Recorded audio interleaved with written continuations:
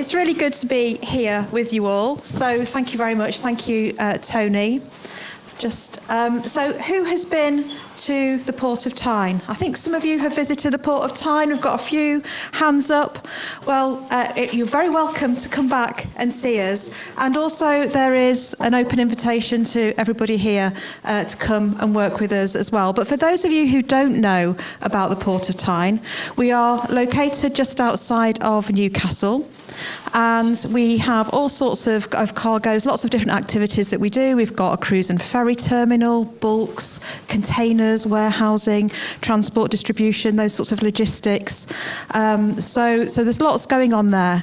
And we are a trust port. So a trust port essentially just means that we don't have any shareholders. So the money that we make goes back, it gets reinvested back into the port to support the North East regional economy and to support the nation as a key asset. So that's what we do. A trust port doesn't mean that we get any free money or anything like that, unfortunately. We do have to operate commercially, but that's what we do. So you're all very welcome to come and see us. And what really this keynote session is, it's a big invitation to collaborate. So I'm going to share some things that we are doing and would like to do with you, but we'd also like to know what you're doing and what you would like to do and how we can help you as well. Now, the Innovation Hub is the National Maritime Innovation Hub, and it is located at the Port of Tyne.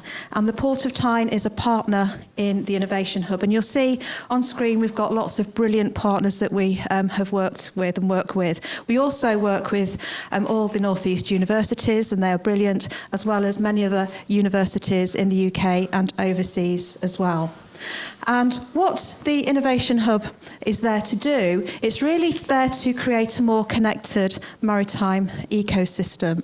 So we want to be facilities where you can come and try things out. We really want to see research being accelerated and used in practice. We want you to test your stuff, whether that's a small startup spin-out idea, whether you want to come and do some research and get some data and try things out, so that we can help that process of moving the whole industry forward, especially around the themes of decarbonisation and digitalisation and so on. So that's what we're there to do. We're there to help solve some of the big challenges and to really get that conversation going and moving really well, because these are big challenges that we've been hearing so far this morning. We're not going to solve them on our own. We really do need to work together. So that's what we're there to do, is to facilitate that conversation. And what we can offer you, we've got a space that you can come and use. We don't invoice anybody for any of that space. If they're there to do something good and to innovate, we'll let you use the space. And also you can have some professional facilitation, as well as actually trying real projects out with real port people and real shipping lines and all of those things. I'm really proud to say, I started the Innovation Hub back in 2019. So we're about to celebrate our 5th anniversary this summer. In fact, you're very welcome to join us. There's an invitation-only event, so you're all invited. It's not going out on LinkedIn or anything, but you're all invited if you'd like to come. joe.north@portoftyne.co.uk, Joe without an E. And since the 5 years that we've been founded, we've worked with literally thousands of people and hundreds of different organisations. And we've done all sorts of things to get projects off the ground, moving forward. We've learnt a lot along the way. And we've really started some strong conversations that are going on. And we're hoping to see some really good progress on all sorts of fronts. And some of the things that we've done are, we've started Maritime Innovation Week. So that happens. We have 2 days in London at BT Tower and a day in Newcastle, where we get the maritime industry together. This year it'll be the 3rd one in November as well. We have started, and we chair the Maritime Data Cluster. That's about getting different ports together, not just from the UK, but internationally. We've got some great members in that to look at how we can use our data to see where we can help each other and where we can benefit for areas where we're not commercially competing. So things like health and safety, decarbonisation, and those sorts of topics. So there's lots going on. We've piloted some innovation skills programs as well that we hope to roll out going forward. Now, in the next 5 years, we've got big plans. We want to build on the great start that we've created, but I'm really keen to kickstart a new growth curve, and that's why I'd like you to be part of that. So on the 18th, we'll be creating a new vision for the next 5 years, looking at how we can collaborate, developing additional strategic partnerships, as well as continuing to build the strategic partnerships that we already have in place. And there's a huge scope to do more. Some of these things on here, we're doing them already. So innovation management, I think more think tank work, what will the future be like? That means skills as well as decarbonisation and technology and all of those things. Working with other infrastructure and facilities providers. So if you've got assets, is there things that we can do together and combine those?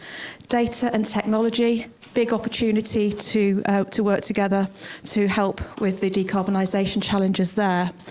And all of these things, but particularly around sustainability. And I don't think that the sector's making good enough progress when it comes to the areas of biodiversity, to the circular economy, circularity, and also scope 3. So, there's a real will, there's some ambitious targets and all of that, and we are making progress, but there's a lot more we need to do. As Patricia said earlier, we need to go faster, we need to do more, and we need to be a lot more joined up and start tackling some of those things that are on the too difficult pile, as well as going after the quick wins, which is what we're currently doing. So we need to do that together. You've heard this many, many times. We've heard this from several speakers, all these different stats, so I'm not going to labour them here today. But shipping, 80% of the world's trade happens through shipping. That's only increasing. 3% of greenhouse gases coming from shipping. You've heard these statistics several times. So we need to move fast, but it requires a different set of skills from the skills that are in the traditional way of working. It needs new collaboration skills, and that's locally, nationally, and internationally. Because in order to achieve decarbonisation in a global world, we need standardisation of how we do things, of how we use data, of the engineering that we have in place, of vessels, technology. And we need to be a lot more collaborative and learn how to do different joint ventures that create new financial models and new business models as well. So there's a lot of work to do here. And of course, with the growth of AI, that can help us no end. But AI and technology, of course, creates carbon as well. And we need to think about how we do that in a clean and helpful way. So as part of the conversation in Maritime Innovation Week, this is a sketch from one of our days at Maritime Innovation Week last year. We have a brilliant graphic facilitator, and she just really records things as people are talking on stage. And I don't know can anybody spot the chicken? Is there a chicken? Can anybody spot the chicken? Yes, you've seen the chicken. I mean, I sort of looked at the chicken. So the chicken is there, bottom left, look. Who will build a green ship if there's no green fuel? I think Barbara was talking about that earlier. Kirsty was talking about that earlier. And it is this chicken and egg. And what we need to do is get together to create some first mover pilots, experiments. I think Maersk are doing some brilliant work in this area as well, as we've heard. But actually, somebody's going to make the first move. We can't sit around and wait for somebody to give us all the answers.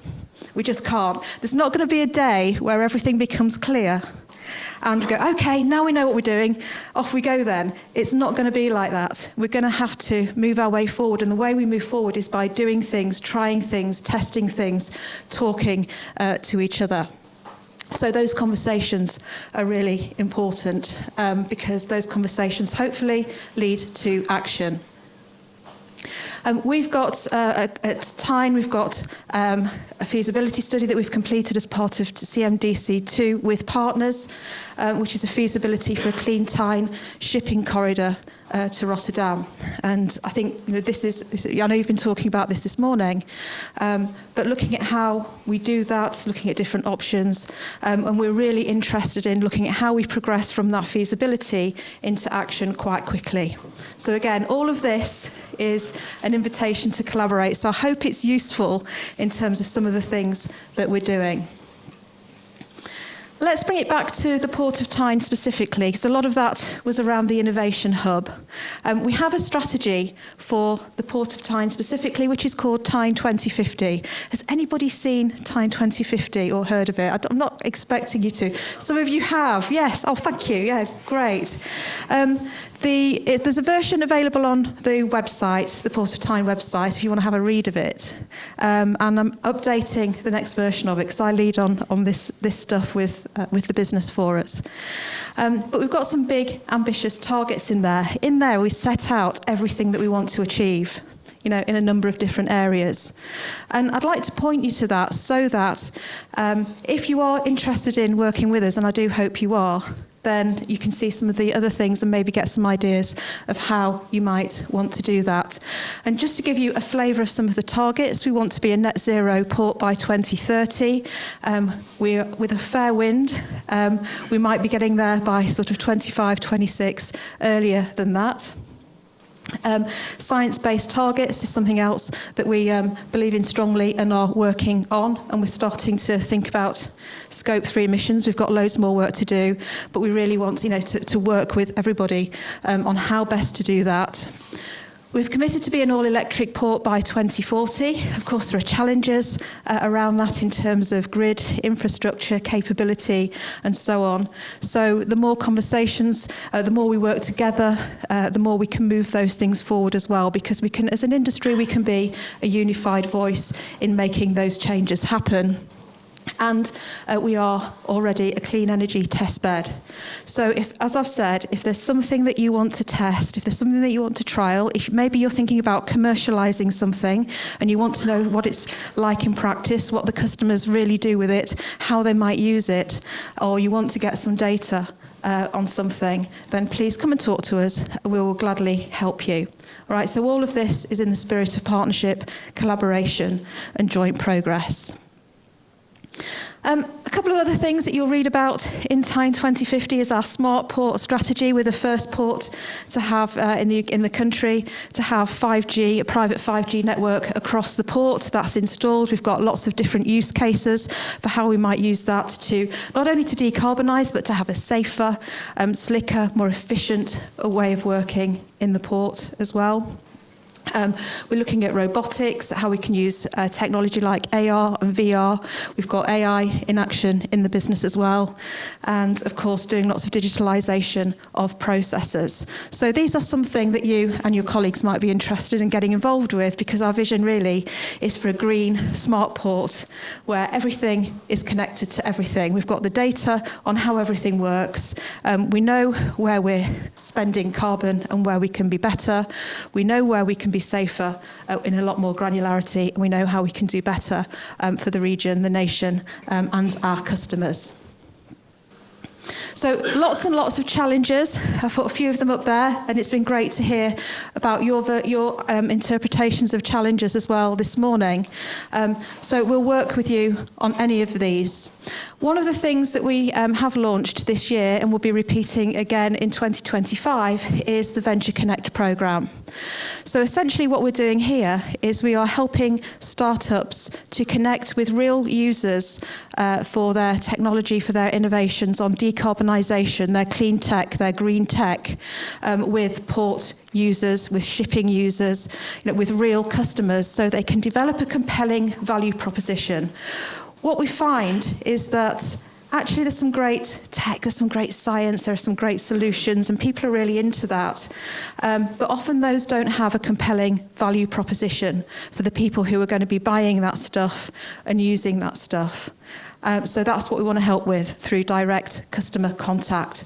And we also introduce those companies to clean tech investors. and help them get off to a really great start to move their business forward. So we've had a really successful programme this year. Our grand finale, it's a 6-month programme. We pay for everything for the businesses. So we had some university spin-outs in there as well. And the big finale this year, the Chief Executive of the London Stock Exchange came up to the Innovation Hub in Newcastle and celebrated that, heard from the businesses, and we shared a big scale-up Britain event in the hub as well. So we'll be running another Venture Connect programme in 2025. I'll be starting to recruit for that in November this year. So I hope there's lots here for you to have a think about how you might like to work with us going forward. And I really hope that you do. So there's me, obviously. You're welcome to connect with me on LinkedIn. I answer all the sensible direct messages that I get. I'm sure, like all of you, some of them aren't sensible, but I'll answer all of yours for sure.